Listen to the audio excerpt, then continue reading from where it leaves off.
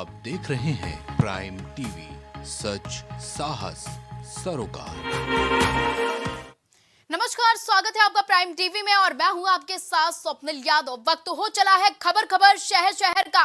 तो बड़ी खबर दिल्ली से आ रही है, जहां हेमंत सोरेन के ठिकानों पर ईडी का छापा पड़ा है। 36 लाख कैश और लग्जरी कार ईडी ने बरामद की है। सूत्रों के हवाले से पता चला है कि कार से ईडी को 36 लाख रुपए मिले हैं। जांच एजेंसी के सूत्रों के हवाले से ये बड़ी खबर दिल्ली से आ रही है, जहां हेमंत सोरेन के इलाकों में जब्त किया गया। बीते कल ईडी ने सीएम हेमंत सोरेन के कार और लग्जरी कार और कैश बरामद किया। हेमंत सोरेन की कार से कैश बरामद किया गया है। सूत्रों के हवाले से यह खबर सामने आ रही है, कार से ईडी को 36 लाख रुपए मिले हैं।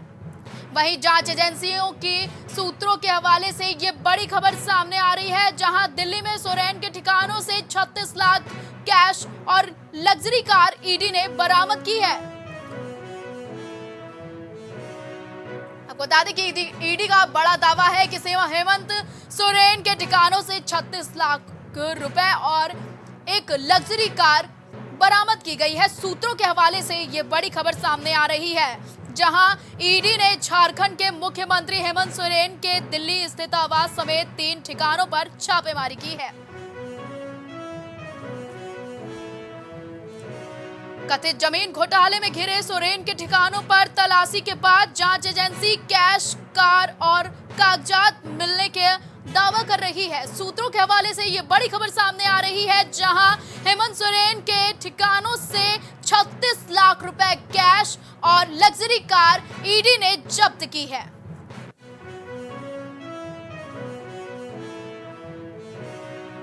हेमंत सोरेन की कार से कैश बरामद किया गया है।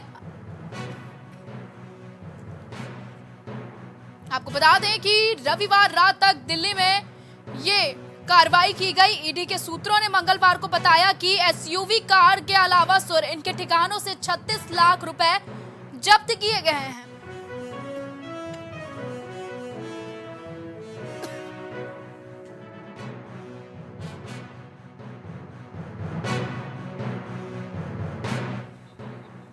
बता दें कि कार से ईडी को 36 लाख रुपए बरामद किए हैं। जांच एजेंसियों के सूत्रों के हवाले से ये बड़ी खबर सामने आ रही है, जहां ईडी ने झारखंड के मुख्यमंत्री हेमंत सोरेन के दिल्ली स्थित आवास समेत 3 ठिकानों पे छापेमारी की है। सीएम हेमंत सोरेन की कार से कैश बरामद किया गया है। सूत्रों के हवाले से ये बड़ी खबर सामने आ रही है। ज्यादा जानकारी के लिए हमारे साथ हमारे सहयोगी अजय द्विवेदी जुड़ चुके हैं।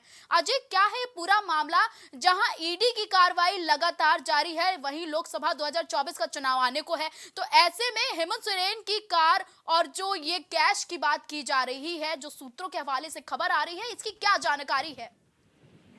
ये स्वप्निल, आपको बता दें कि पिछले दिनों 2 दिवसीय दौरे पे झारखंड के मुख्यमंत्री हेमंत सोरेन गए थे, जहां पे वो उनको ईडी के सामने प्रस्तुत भी होना था और कुछ उनके अपने व्यक्तिगत काम भी थे। लेकिन जो खबरें निकल के आ रही कि अभी कल रात हेमंत सोरेन की BMW को ईडी ने जब्त कर लिया था और वो ईडी कार्यालय लेके आई थी। जो जांच करने के बाद जो ईडी सूत्रों के अनुसार खबर निकल के आ रही है कि झारखंड के सीएम हेमंत सोरेन की कार से लगभग 26 लाख रुपए बरामद हुए। इसको लेके काफी जद्दोजहद मची हुई है और सबसे बड़ी बात ये भी निकल के आई है कि ईडी ने हेमंत सोरेन को पिछले दिनों 10वां सम्मन भेजा था ईडी के सामने प्रस्तुत होने का, लेकिन इससे पहले 10 सम्मन के बावजूद भी वो नहीं ईडी के सामने पेश हुए थे। जी, अब अगर अजय बात की जाए आगे की कार्रवाई की कि ईडी अब आगे क्या कार्रवाई करेगी, और पहले भी इनका घोटाले में नाम आ चुका है हेमंत सोरेन का, तो अब लोकसभा 2024 का चुनाव है, तो क्या ऐसे में ईडी की छापेमारी लगातार लोगों पर चलती आ रही है, तो क्या ये सरकार की लोगों को लुभाने, जनता को लुभाने की भी एक तरकीब है?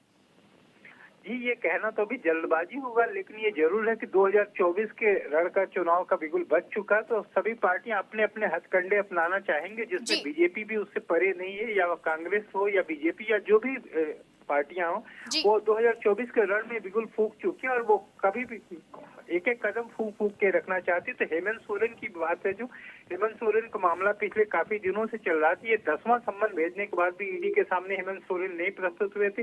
लेकिन जो सबसे बड़ी बात निकल के आ रही थी, पिछले दिन हेमंत सोरेन दिल्ली गए थे और दिल्ली जाने के बाद वहाँ सीबीआई ने, ईडी ने उन्हें तलाशने की कोशिश की और खास करके जो पिछले 2 दिनों से हेमंत सोरेन का दिल्ली में भी पता नहीं चल रहा था। तो इसके मद्देनजर कल उनकी कार बरामद हुई थी और ईडी उन्हें अपने कार्यालय लेके आई थी, जहां ईडी को उसमें 26 लाख रुपए बरामद हुए थे। तो 2024 के रण का बिल्कुल बच चुका। बहुत सारे ऐसे हथकंडे अपनाए जाएंगे। जी ज्यादा जानकारी हमारे दर्शकों तक पहुंचाने के लिए अजय बहुत बहुत धन्यवाद।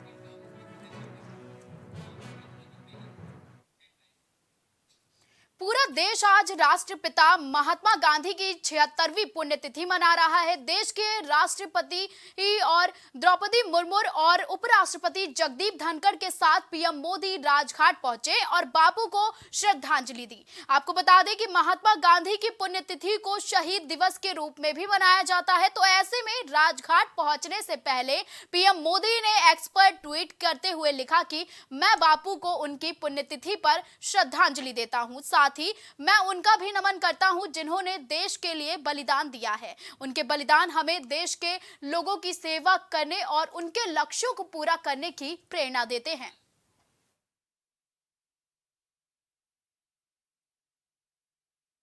की स्क्रीन पर पीएम नरेंद्र मोदी और राष्ट्रपति द्रौपदी मुर्मू, जगदीप धनखड़, उपराष्ट्रपति सभी राष्ट्रपिता महात्मा गांधी को भावपूर्ण श्रद्धांजलि दे रहे हैं। और आज सिर्फ नेता, विपक्ष और अन्य लोग भी राष्ट्रपिता महात्मा गांधी को दिल से याद कर रहे हैं और आज का दिन बलिदान दिवस के रूप में भी मनाया जाता है। रामलला के दर्शन के लिए भक्तों का हुजूम अयोध्या की ओर चल पड़ा है। ऐसे में देश में दर्शन को लेकर लगातार लोगों का हुजूम बढ़ता जा रहा है। ये बड़ी खबर अयोध्या से आ रही है, जहां देश में लगातार भक्तों का हुजूम लग रहा है। अयोध्या की ओर लोग श्रद्धालु अग्रसर हो रहे हैं। 23 जनवरी से अभी तक 20.5 लाख यानी कि 20,50,000 लोगों ने दर्शन किए हैं। रोजाना रिकॉर्ड संख्या में लोग दर्शन करने पहुंच रहे हैं। हर दिन अयोध्या में श्रद्धालुओं का रिकॉर्ड टूट रहा है। रात से ही दर्शन करने के लिए श्रद्धालुओं की लंबी लाइन लग रही है। ये बड़ी खबर अयोध्या से आ रही है, जहां रामलला के दर्शन के लिए भक्तों का हुजूम लग गया है। भक्त लगातार अयोध्या प्रभु श्री रामलला के दर्शन के लिए पहुंच रहे हैं। लगातार भक्तों का हुजूम जो है 23 जनवरी से अगर अब तक की बात की जाए तो 20,50,000 लोगों ने रामलला के दर्शन किए हैं। आपको बता दें कि प्राण प्रतिष्ठा के बाद से लोगों का हुजूम लगातार अयोध्या की ओर बढ़ता जा रहा है। भारी संख्या में श्रद्धालु अयोध्या रामलला के दर्शन करने पहुंच रहे हैं। वहीं अगर बात की जाए सुरक्षा व्यवस्था की तो उसके भी कड़े इंतजाम किए गए हैं। मुख्यमंत्री का लगातार अयोध्या दौरा चल रहा है। वहीं देश भर से दर्जनों लोग अयोध्या आ रहे हैं। आपको बता दें कि 23 जनवरी से बात की जाए अब तक की तो 20,50,000 लोग दर्शन करने पहुंचे और रोजाना ये रिकॉर्ड टूटता नजर आ रहा है। भारी संख्या में लोगों का हुजूम लग रहा है, लोगों की भीड़ वहां पर जा रही है। प्रभु श्री राम से मिलने के लिए वहां पर अयोध्या में लगातार भक्तों का हुजूम लग रहा है। 500 वर्षों के इंतजार के बाद जो सपना साकार हुआ है उसके लिए श्रद्धालु उत्साहित है। देश भर में देश के कोने कोने से श्रद्धालु अयोध्या पहुंच रहे हैं। वहीं अगर बात की जाए प्राण प्रतिष्ठा के बाद यानी कि 23 जनवरी से अब तक की बात करें तो 20,50,000 श्रद्धालुओं ने रामलला के दर्शन किए हैं। आपको बता दें कि उत्साह इतना है कि श्रद्धालु रात से ही दर्शन करने के लिए लंबी कतारों में लग जाते हैं और ये कतारें इतनी लंबी होती हैं कि दर्शन मिलते मिलते सुबह हो जाती है। ये बड़ी खबर अयोध्या से आ रही है, जहां प्राण प्रतिष्ठा के बाद से लोगों का हुजूम लगातार अयोध्या की ओर अग्रसर हो रहा है। 23 जनवरी से अगर बात की जाए अब तक की तो 20,50,000 लोगों ने रामलला के दर्शन किए हैं। रोजाना रिकॉर्ड टूटने की खबरें भी सामने आ रही हैं। आपको बता दें कि श्रद्धालुओं में जो रामलला से मिलने का उत्साह है वो इतना है कि रात से ही लंबी कतारों में श्रद्धालु खड़े हो जाते हैं। ज्यादा जानकारी के लिए हमारे साथ हमारे सहयोगी अयोध्या से शक्ति सिंह जुड़ चुके हैं। शक्ति, क्या जानकारी है कि लगातार अयोध्या में हुजूम बढ़ता जा रहा है श्रद्धालुओं का? जी, जिस तरीके से अगर राम भक्तों की हम बात करें तो लगातार यहाँ पे भीड़ जो है वो बढ़ती जा रही है। अभी तक का 20,50,000 लोगों ने अयोध्या राम जी के अयोध्या नगरी में रामलला के दर्शन किए हैं और उसको लेकर के जो व्यवस्थाएं हैं यहाँ पे वो चाक चौबंद और कर दी जा रही, क्योंकि लगातार देश के कोने कोने से लोग जो है अयोध्या रामलला के दर्शन करने आ रहे हैं। लोग अगर हम छुट्टियों की बात करें तो लोग छुट्टी लेकर के भी आ रहे हैं और जो बीच में गेस्टेड हॉलीडेज पड़ रहे हैं या फिर संडे पड़ रहा है, जिस दिन का छुट्टी का दिन है उस दिन की भीड़ की अगर हम बात करें तो भीड़ लगातार उस दिन और बढ़ जाती है। तो जो प्रशासन है उसको लेकर के लगातार यहाँ योगी जी का जो दौरा है वो अयोध्या में हो रहा है, वो खुद निगरानी रख रहे हैं कि यहाँ पे जो राम भक्त हैं उनको कोई प्रकार की दिक्कत ना हो। खुद आके मौके का जायजा लेते हैं। जी शक्ति, अगर बात की जाए शक्ति, 500 वर्षों के इंतजार के बाद से जो अब लगातार श्रद्धालुओं का अयोध्या में हुजूम बढ़ता जा रहा है, तो ऐसे में ये संख्या 23 तारीख से अगर अब तक की बात की जाए तो कितनी बढ़ी है और आने वाले सप्ताह में इस संख्या का कितनी बढ़ेगी और कितनी बढ़ोतरी होगी श्रद्धालुओं की संख्या में? जी, जैसे कि अभी तो देश के कोने-कोने से लोग इंटरनेशनल फ्लाइट जो है वो मतलब शुरू नहीं हुई है अयोध्या के लिए। बस कुछ ही दिनों में वो भी शुरुआत कर दी जाएगी उसकी भी। और अगर हम बात करें कि श्रद्धालुओं के दर्शन की, तो अभी तक का 20,50,000 लोगों ने अयोध्या राम जी के दर्शन कर दिए हैं, रामलला के जो है दर्शन कर लिए हैं। और अगर हम बात करें आगामी दिनों में जो दर्शनार्थी हैं वो उनकी भीड़ बढ़ने वाली, क्योंकि एक दिन का अगर आंकड़ा लगाएं तो एक दिन में कम से कम 1.5 लाख, 2 लाख, 3 लाख ऐसे लोग जो अयोध्या राम मंदिर के जो है दर्शन कर रहे हैं। वो दिनों रात लगे हैं। जो मंदिर का जो टाइमिंग है उसको भी भक्तों को देखते हुए बदल दिया गया है कि जैसे उनको कोई असुविधा ना हो, इसलिए जो मंदिर का बंद होने का टाइमिंग था उसको भी चेंज कर दिया गया है भक्तों के लिए। और राम भक्तों की जो भीड़ है वो लगातार अयोध्या में बढ़ती जा रही। और टूरिस्ट के दृष्टि से अगर देखा जाए अयोध्या को, तो अयोध्या जो है विश्व पटल पर आने वाला है। सबसे ज्यादा जो लोग दर्शन करने के लिए आने वाले हैं वो अयोध्या में होगा। टूरिस्ट की दृष्टि से अगर देखा जाए तो शक्ति, अगर बात की जाए टूरिज्म की तो लगातार जो भक्तों का, श्रद्धालुओं का हुजूम लग रहा है, तो उससे अगर बात की जाए अयोध्या की अर्थव्यवस्था को लेकर तो क्या कुछ बदलाव हुए हैं पहले की अयोध्या और अब की अयोध्या में?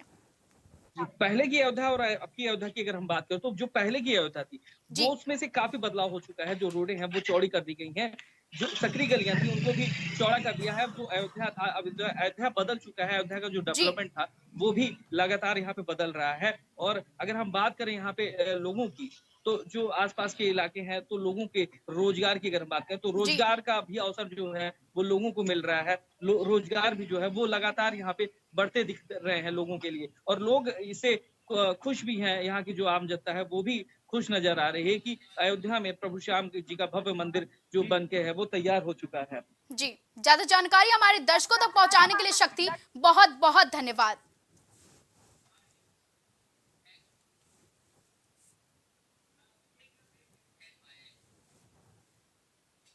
ज्ञानवापी के तहखाने में पूजा करने को लेकर आज वाराणसी जिला न्यायालय में सुनवाई होगी।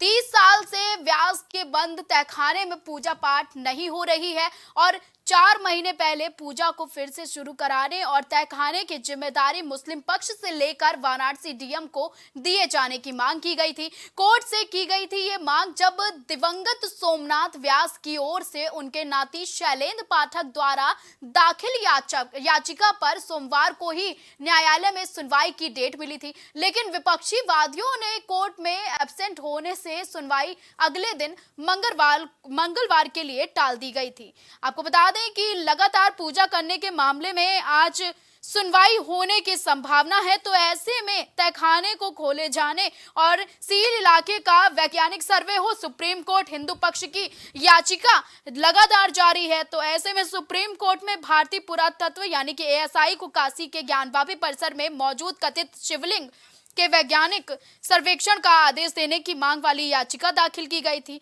ऐसे में लगातार ये मांग बढ़ती जा रही है कि अब पूजा करने के लिए ये परिसर खोल दिया जाए। तहखाने की मांग को लेकर लगातार वहां के हिंदू पक्ष के लोगों की ये अपील है। ज्ञानवापी परिसर स्थित व्यास जी के तहखाने के मामले में अंजुमन इंतजामिया मस्जिद कमेटी की तरफ से सोमवार को वरिष्ठ अधिवक्ता के बीमार होने का हवाला देकर जो प्रार्थना पत्र देकर सुनवाई टाली गई थी, अब वो आज होनी है। ज्यादा जानकारी के लिए हमारे साथ हमारे सहयोगी दिवाकर जुड़ चुके हैं। तो दिवाकर, क्या जानकारी है कि तहखाने और लॉर्ड विश्वेश्वर की जो ये मुकदमा है उस पर आज सुनवाई होने वाली है, तो क्या कुछ पूरी जानकारी है इस मामले में?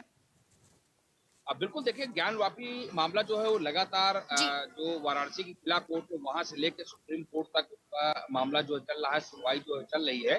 लेकिन जो आज जिस याचिका पे देखिए सुनवाई होनी है वो होनी है पूजा को लेके। ये साफ तौर पे ये जो हिंदू पक्ष है उनका जो उन्होंने याचिका दाखिल की, उस याचिका में साफ तौर पे कहा गया है 1993 तक व्यास जो उस तहखाने में पूजा करते थे, लेकिन 1993 के बाद वो पूजा जो है बंद हो गई थी। पिछले 30 सालों से पूजा नहीं हुई है। तो साफ तौर पे हिंदू पक्ष की मांग है कि तहखाने को खुलवा को पूजा जो है वो जाए। और ये याचिका जो है वो व्यास जी के जो परिवार के शैलेंद्र पाठक व्यास है उन्होंने दाखिल की है। उनका साफ तौर पे यह भी मांग है हिंदू पक्ष का इस याचिका के तहत कि तहखाने का पूरा जो कार्यभार है वो डीएम यानी जिलाधिकारी जो वाराणसी के उनके हवाले कर दिया जाए, जिससे कि वो बंदोबस्त कर सके और पूजा जो है वो फिर से स्टार्ट हो सके। फिलहाल सोमवार के सुनवाई होनी थी, लेकिन जो मस्जिद कमेटी है उसके वरिष्ठ अधिवक्ता की बीमारी कल सुनवाई टाली गई थी। आज एक बार फिर से यानी कि मंगलवार को तारीख दी गई। देखना ये होगा कि आज क्या कुछ सुनवाई होती है और क्या कुछ इसमें कोर्ट की तरफ से वक्तव्य होता है। लेकिन इतना जरूर है कि लगातार हिंदू पक्ष जो है वो कहीं पे मांग कर रहा है कि तहखाने खुलवाया जाए और उसमें पूजा 30 साल बाद शुरू कराई जाएगी। जी, अगर दिवाकर बात की जाए मुस्लिम पक्ष की, तो मुस्लिम पक्ष की क्या मांग है? क्योंकि 4 महीने से ये दलील कोर्ट में चल रही है और 31 साल पहले से व्यास जी जब पूजा करते थे तहखाने में तब का ये मामला अब जाकर खुलने को आया है। तो ऐसे मुस्लिम पक्ष का क्या कहना है? हाँ बिल्कुल, देखिए मुस्लिम पक्ष का साफ तौर पे कहना है कि सर्वे कराया गया है, उसके बाद जो चीजें निकल के आई है उससे कहीं कानूनी तौर पे चीजें की जाए। लेकिन मुस्लिम पक्ष का साफ तौर पर कहना है कि जब तक कोई फैसला पूरी तरीके नहीं आ जाता है तब तक यथास्थिति जो है बनाई जाए। मुस्लिम खाने को लेके जो साफ तौर पर हिंदू पक्ष का कहना है इसका विरोधाभास जो मुस्लिम पक्ष का रहा है। लेकिन मामला कोर्ट में केस है, इसलिए इससे ज्यादा कुछ टिप्पणी नहीं की जा सकती। लेकिन इतना जरूर है कि हिंदू पक्ष अपनी दलीलों को आगे रख रहा है और मुस्लिम पक्ष जो है वो अपनी दलीलों को आगे रख रहा है। ज्यादा जानकारी हमारे दर्शकों तक पहुंचाने के लिए दिवाकर बहुत बहुत धन्यवाद।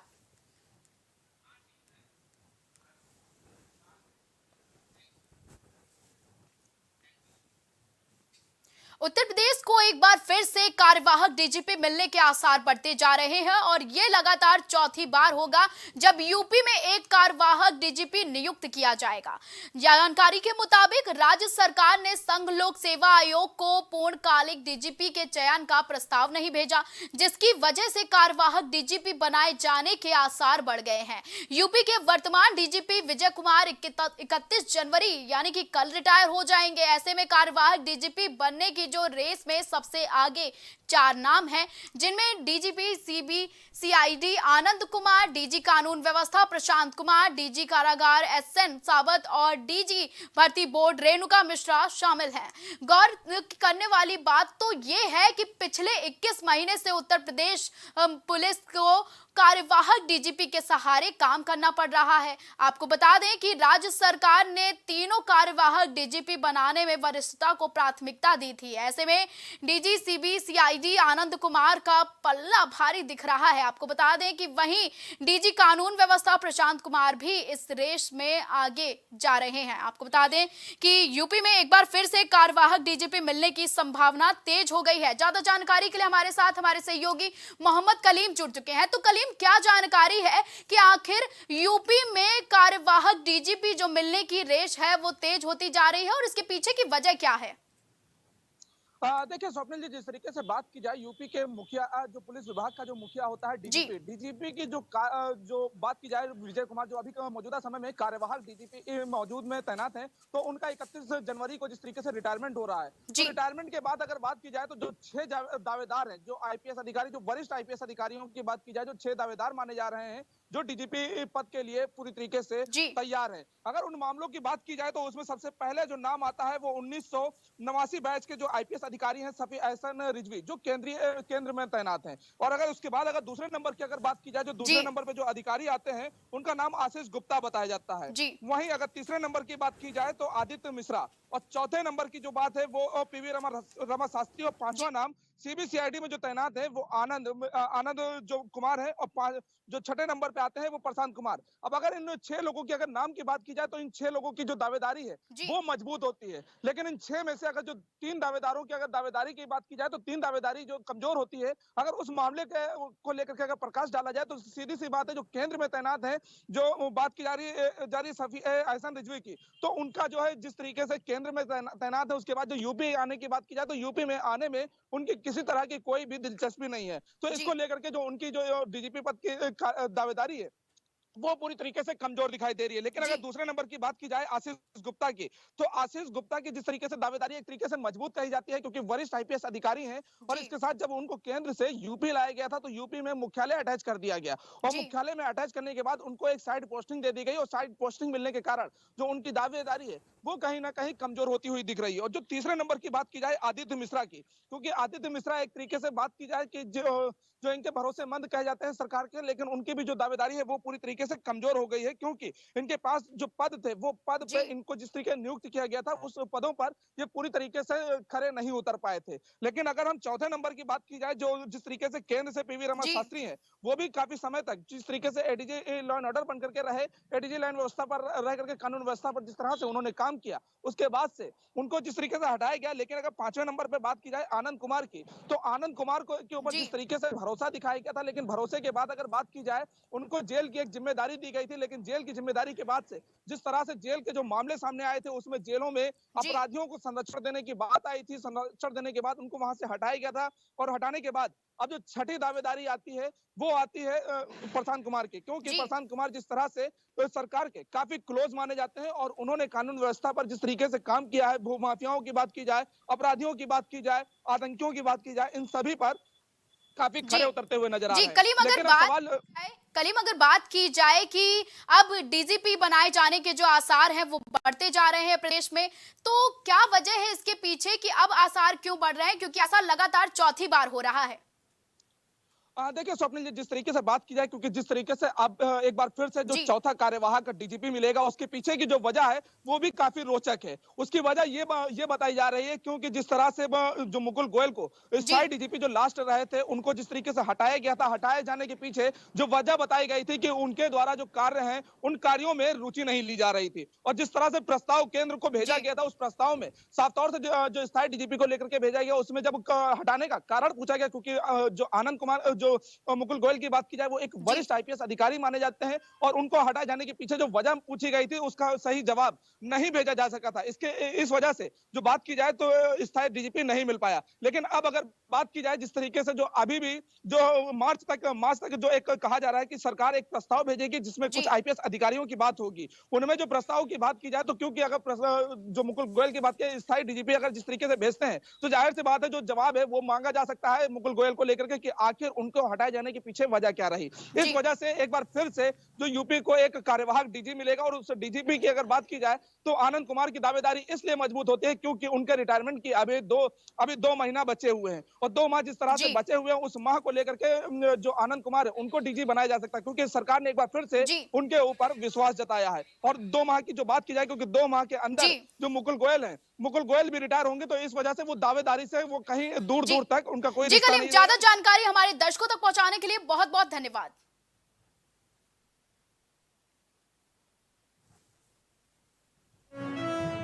बड़ी खबर लखनऊ से आ रही है। समाजवादी पार्टी के दफ्तर के बाहर होर्डिंग लगाने का मामला सामने आया है। आपको बता दें कि सपा के कार्यालय के बाद बाहर होर्डिंग लगाने का मामला सामने आया है। होर्डिंग लगाने वाले नेताओं पर कार्रवाई हुई है। समाजवादी पार्टी ने नेता को निष्कासित कर दिया है।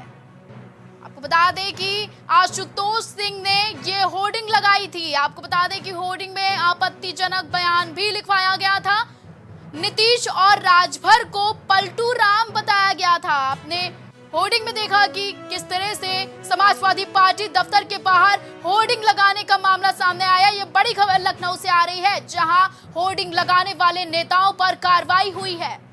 आपको बता दें कि समाजवादी पार्टी के नेता आशुतोष सिंह ने ये होर्डिंग लगवाई थी। समाजवादी पार्टी ने आशुतोष सिंह को निष्कासित कर दिया है। आपको बता दें कि नीतीश कुमार और ओपी राजभर पर आपत्तिजनक बयानबाजी की गई थी। उन्हें पलटू राम बताया था आशुतोष सिंह ने, जिसके बाद सपा ने नेता को निष्कासित कर दिया है। ये बड़ी खबर लखनऊ से आ रही है, जहां सपा दफ्तर के बाहर होर्डिंग लगाने का मामला सामने आया है। होर्डिंग लगाने वाले नेता पर सख्त कार्रवाई हुई है।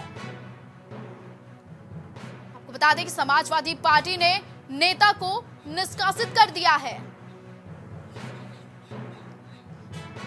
भाजपा के नेता अरुण राजभर हमारे साथ जुड़ चुके हैं। हम जानना चाहेंगे कि इस तरह की बयानबाजी आखिर क्यों हो रही है और सपा के कार्यालय के बाहर, दफ्तर के बाहर इस तरह का होर्डिंग लगाई जा रही है। क्या कुछ जानकारी है अरुण जी? देखिए, समाजवादी पार्टी के नेता बौखलाहट में है। उनकी हताशा और निराशा यह बात से साफ झलक रहा है जी। कि वो अब जो गठबंधन बना रहे थे, घमंडिया गठबंधन, उसके साथ अब जनता जाने को तैयार नहीं है।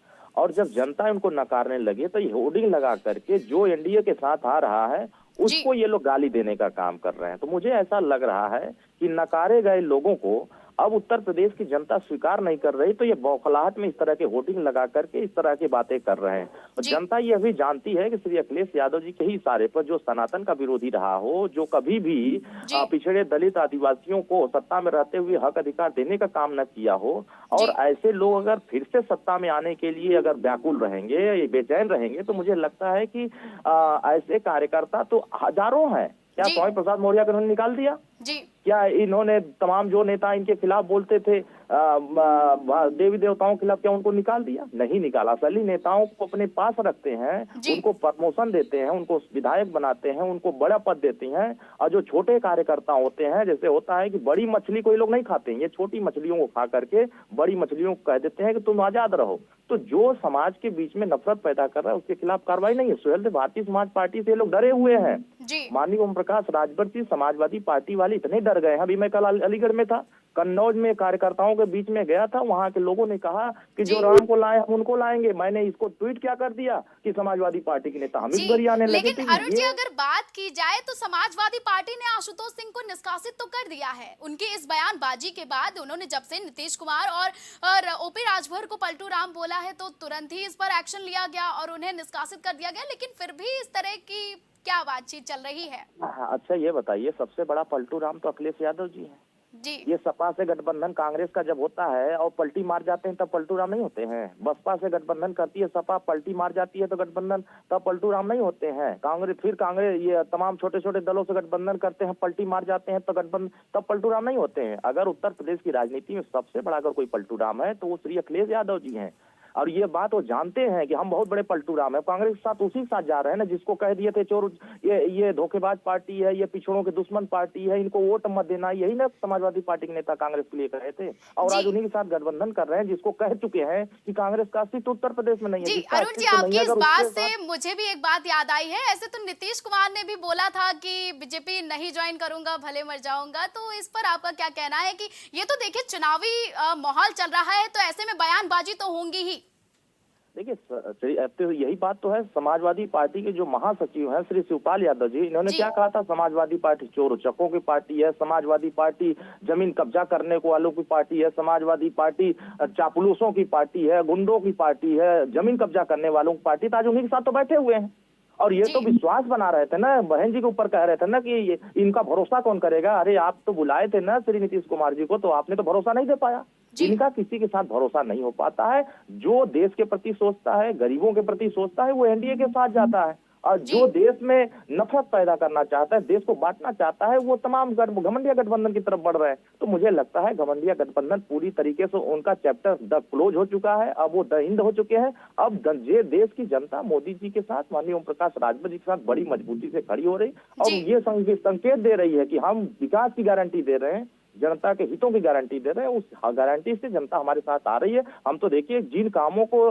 कांग्रेस ने नहीं किया, सपा ने नहीं किया, उन कामों को तो एनडीए सरकार कर रही है। चाहे 370 हटाने का हो, चाहे भगवान राम का मंदिर बनाने का, चाहे ट्रिपल तलाक का हो, चाहे CAA का मामला हो, चाहे नागरिक जो जनगणना वाला मामला, तमाम चीजें सरकार जो हमारी कर रही है एनडीए सरकार। तो समाजवादी पार्टी पर सब कुछ बचा नहीं है, बौखलाहट के अलावा उनके पास कुछ नहीं है। हताशा, निराशा का ये प्रतीक चेहरा है। अब ऐसे नेताओं को अगर निकाल देते हैं तो वो कल दो दिन बाद फिर आ जाएंगे। तो ये निकाला नहीं कहते हैं, इनको ये दिखाते हैं कि देखो हम मैंने कार्रवाई किया। ऐसा कुछ नहीं करते हैं। असली नेताओं को तो घर में बैठा के रखते हैं और नकली लोगों को बाहर कर देते हैं। तो बाहर तो पहले से था, वो तो पूर्व नेता लिखता था। अरे जो वर्तमान नेता लिख रहा है उसको हटाकर दिखाओ, उसको नहीं हटा सकते हैं। जो सनातन को अपमानित करता है, जो धर्म को अपमानित करता है, जो देश को बांटने की बात करता है, जो कहता है कि भगवान राम काल्पनिक, उसके साथ गठबंधन करते हैं, तो ये पूरी तरीके समाजवादी पार्टी के लोग माननीय ओम प्रकाश राजभर जी से डरे हुए हैं। सुहेलदेव भारतीय समाज पार्टी की बढ़ती लोकप्रियता से घबराए हुए हैं।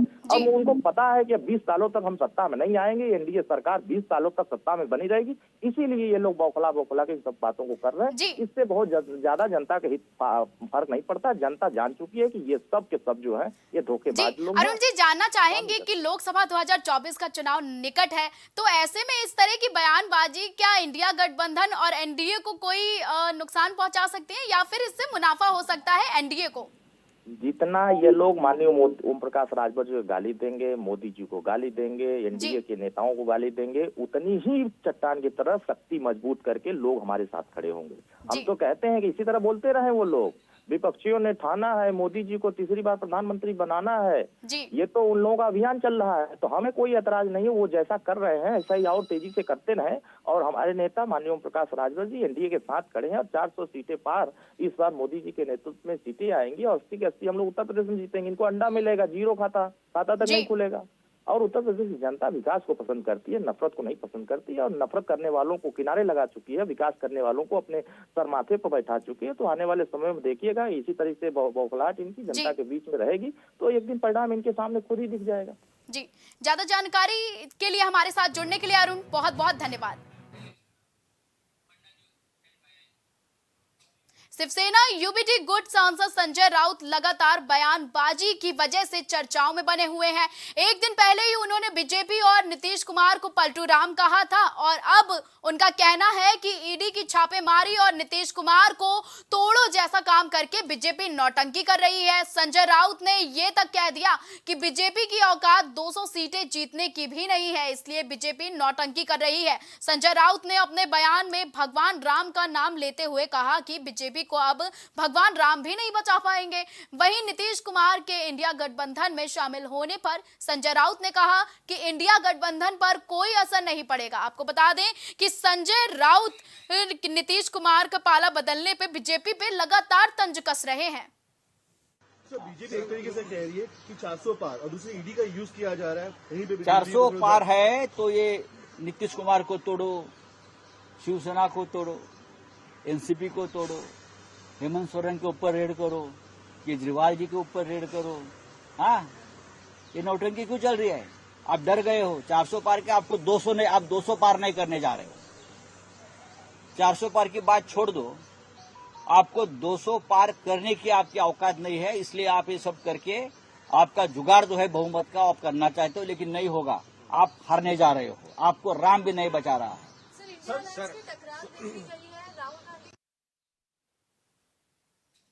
इजराइल और हमास युद्ध में अब तक हजारों लोगों की जानें गई हैं। वहीं इजराइल में भारी तबाही के आधारभूत संरचना की बुरी तरह प्रभावित हुआ है। ऐसे में इजराइल में 10,000 भारतीय श्रमिक भेजे जाएंगे, जिसे लेकर राजधानी लखनऊ में श्रमिकों का इंटरव्यू चल रहा है। तो देखिए हमारी ये ग्राउंड रिपोर्ट। इजराइल और हमास के बीच हुए युद्ध में जहां एक तरफ लोगों की जान गई, तो वहीं पर इंफ्रास्ट्रक्चर जो है उसको भी काफी नुकसान हुआ है।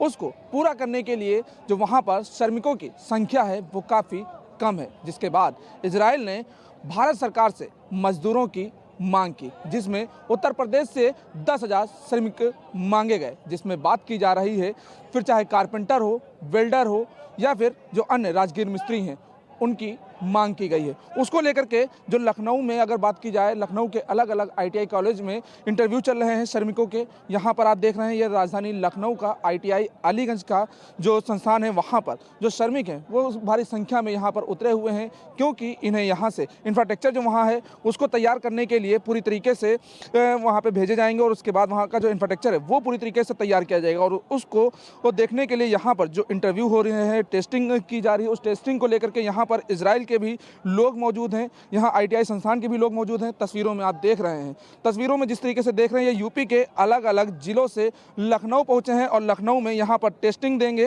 और टेस्टिंग के बाद अगर सिलेक्ट होते हैं तो उस सिलेक्शन के बाद इन्हें इजराइल भेजा जाएगा। इजराइल भेजने के साथ साथ अगर बातचीत की जाए कि इनके पास अगर पासपोर्ट नहीं होता है तो उसके लिए भी इनको समय दिया जाएगा। उस समय के आधार पर ये अपना पासपोर्ट तैयार करेंगे, उसके बाद इनको वीज़ा दिया जाएगा, वीजे के बाद इजराइल भेजा जाएगा। यहाँ पर लोग मौजूद हैं। ये बताइए आप कहाँ से आए हैं? देवरिया से। क्या काम करते हैं? सेटिंग कारपेंटर का। सेटिंग कारपेंटर है जी सर। यहाँ पर आए हैं, कब पहुँचे थे यहाँ पर? कितने समय से लाइन लगे हुए हैं? हम लोग 4 बजे आ गए थे भोर में। 4 बजे से आ गए। आपका क्या नाम है? अजय कुमार।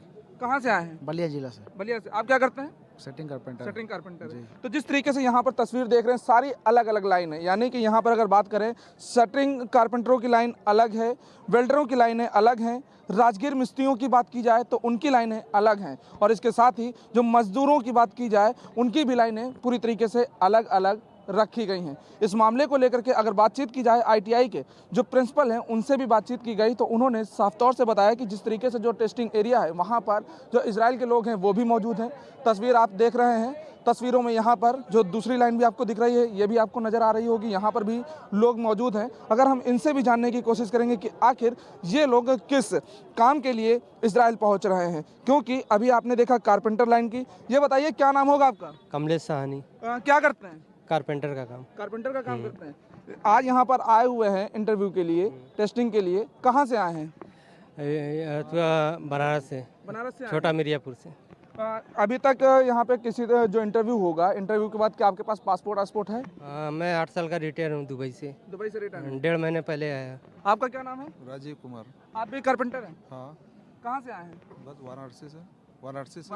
हाँ। तो देख रहे हैं तस्वीरों में साफ तौर से कि यहाँ पर जहाँ तक भी आपकी निगाह जाएगी ये पूरा जो एरिया है, इस एरिया में पूरी तरीके से चारों तरफ केवल और केवल श्रमिक मौजूद हैं। यानी कि यहाँ पर जो इंटरव्यू होगा, टेस्टिंग होगा, उस टेस्टिंग के बाद जब सिलेक्शन होगा तो उस सिलेक्शन के बाद यहाँ से लोगों को वीज़ा दिया जाएगा, वीज़ा के बाद उन्हें विदेश भेजा जाएगा, जहाँ पर जो इंफ्रास्ट्रक्चर है वो जिस तरीके से उसका नुकसान हुआ है तो उसको पूरा करने का इन्हें काम भी मिलेगा। और काम मिलने के बाद जो बातचीत की जाए जिस तरीके से वीज़ा और पासपोर्ट की, क्योंकि अभी तक ये देखा जाता था लोग जो मजदूर हैं, मजदूर ब्रोकर के जरिए विदेश जाते थे, विदेश पहुंचकर जिस तरीके से काम करते थे, काम भी उनको ना मिलता या नहीं मिलता। कई ऐसे मजदूर थे जो ठगी का शिकार भी होते थे। लेकिन अब जो उत्तर प्रदेश सरकार है वो इन सभी मजदूरों को बाहर भेज रही है एक रोजगार को लेकर के, और रोजगार के बाद जो श्रमिक हैं उनमें भी काफ़ी इस मामले को लेकर उत्साह दिख रही है और उत्साह के बाद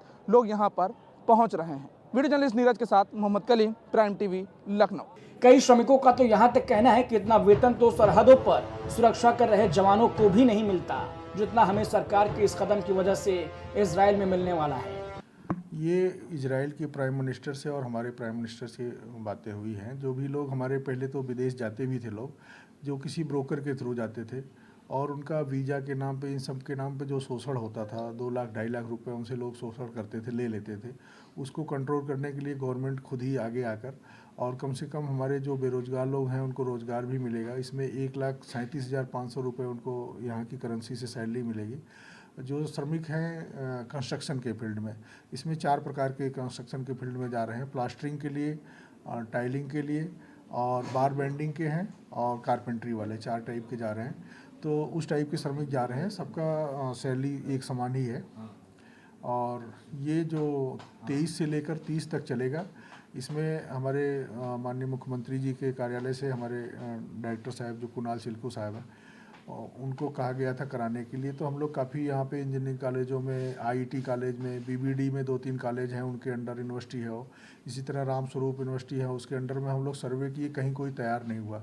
तो डॉक्टर साहब ने कहा, हमारे कुणाल सिल्कू सर ने, तो फिर हम लोग तैयार हुए, हमारी पूरी टीम जो है इसको करा रहे हैं। बहुत बड़ा टास्क है, बहुत ज़्यादा भीड़ आ जाती है, आप देख ही रहे हैं कितना भीड़ आ जाती है, 3000-4000 अनकंट्रोल हो जाते हैं, लेकिन उसको हम लोग मैनेज करके बड़े स्मूथली चल रहा है, करा रहे हैं। सर 10,000 श्रमिक मांगे गए हैं उत्तर प्रदेश से, और जैसे आपके पास जो श्रमिक सिलेक्ट हो रहे हैं उनके पास पासपोर्ट नहीं है, तो उनकी प्रक्रिया क्या कुछ रहेगी? उनको पासपोर्ट बनाने का समय है, अभी उनका पासपोर्ट भी बनेगा, मेडिकल भी होगा, सब चीज़ क्लियर होगा, तभी वो लोग जाएंगे।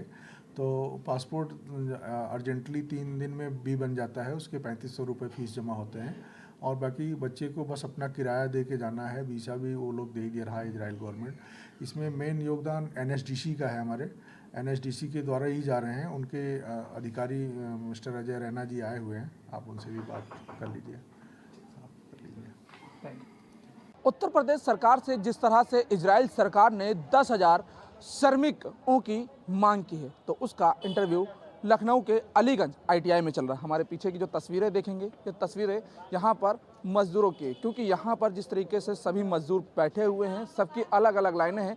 उन लाइनों का सामना करने के बाद उनको एक जो बैंड दिया जाता है, उस बैंड के बाद वो लाइनें अलग लगती हैं। हम आपको अब दूसरी तस्वीर दिखाएंगे, क्योंकि जहाँ से अब मजदूरों की एंट्री होती है, क्योंकि यहाँ पर आप देख रहे हैं एक एरो बना हुआ है, उस एरो के ऊपर लिखा हुआ है टेस्टिंग एरिया, यानी कि टेस्टिंग एरिया इसी दरवाजे से होते हुए लोग अंदर पहुँचते हैं। यहाँ पर ड्यूटी पर लगे हुए हैं मजदूरों को रोकने के लिए कि किसी तरह का कोई भी शख्स वैसे ना पहुँच पाए बिना उनके जो पास बने हुए हैं। इनके जो आप ID कार्ड देख रहे होंगे, ID कार्ड पर भी साफ तौर से लिखा हुआ है गवर्नमेंट इंडस्ट्रियल और जो टेस्टिंग साइट UP। तो यहाँ पर ये खड़े हैं। ये बताइए, आप यहाँ पर ड्यूटी पर लगे हुए हैं, श्रमिक जो यहाँ तक पहुँच रहे हैं, यहाँ से एंट्री देने के लिए उनके पास क्या होना चाहिए, क्या उनका प्रोसेस? उनके पास एक फाइनल जो है बैंड होता है, अलग अलग वर्क प्रोफाइल का अलग अलग बैंड होता है, और यहाँ से फाइनल एंट्री कराई जाती है।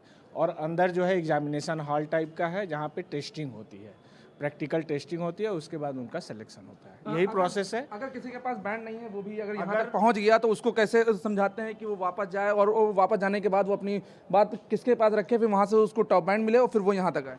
अगर बैंड नहीं होता है तो उसके अंदर फॉर्म के अंदर NSDC का नंबर ये चेक किया जाता है। अगर NSDC की रजिस्ट्रेशन नंबर होता है तो उनको रजिस्ट्रेशन हॉल नंबर 2 में भेज दिया जाता है, और अगर उस फॉर्म में वेटिंग एरिया लिखा होता है तो उनको वेटिंग हॉल में भेज दिया जाता है, और अगर रजिस्ट्रेशन नहीं हुआ रहता है तो उनको रजिस्ट्रेशन हॉल नंबर 1 में वापस भेज दिया जाता है।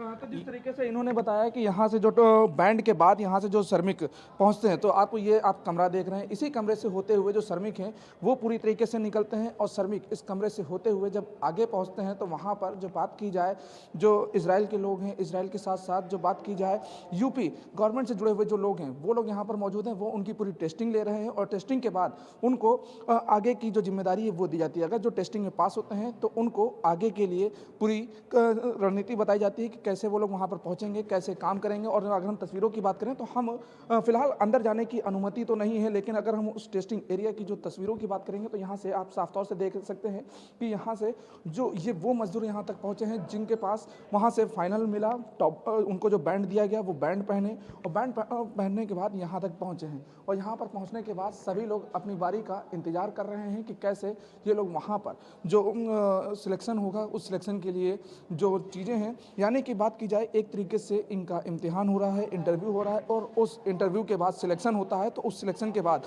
इनको आगे की प्रक्रिया बताई जाएगी। और उस प्रक्रिया में अगर बातचीत की जाए कि जिस तरीके से अगर इनके पास पासपोर्ट नहीं भी होता है तो पासपोर्ट की जो प्रक्रिया है वो भी इनको समझाई जाएगी, और उसके लिए भी यहाँ पर जो जिम्मेदार हैं वो ITI कॉलेज में मौजूद हैं, जो कि इनकी प्रक्रिया बताते हैं कि कैसे इनका पासपोर्ट जल्द से जल्द बनेगा, और उसके बाद इनको वीज़ा हासिल होगा, और वीज़ा हासिल होने के बाद इन्हें इजराइल भेजा जाएगा।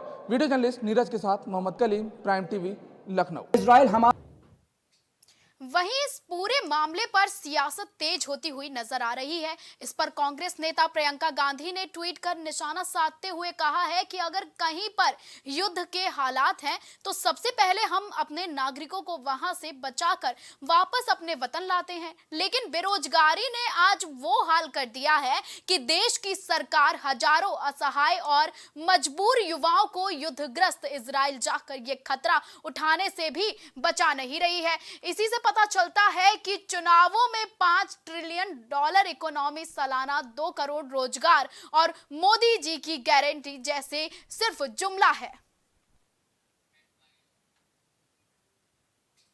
खबरों का सिलसिला लगातार जारी रहेगा। देश और दुनिया की तमाम बड़ी और अहम खबरों के लिए आप देखते रहें प्राइम टीवी। कुछ भाव पुष्प आप देख रहे हैं प्राइम टीवी, सच साहस सरोकार।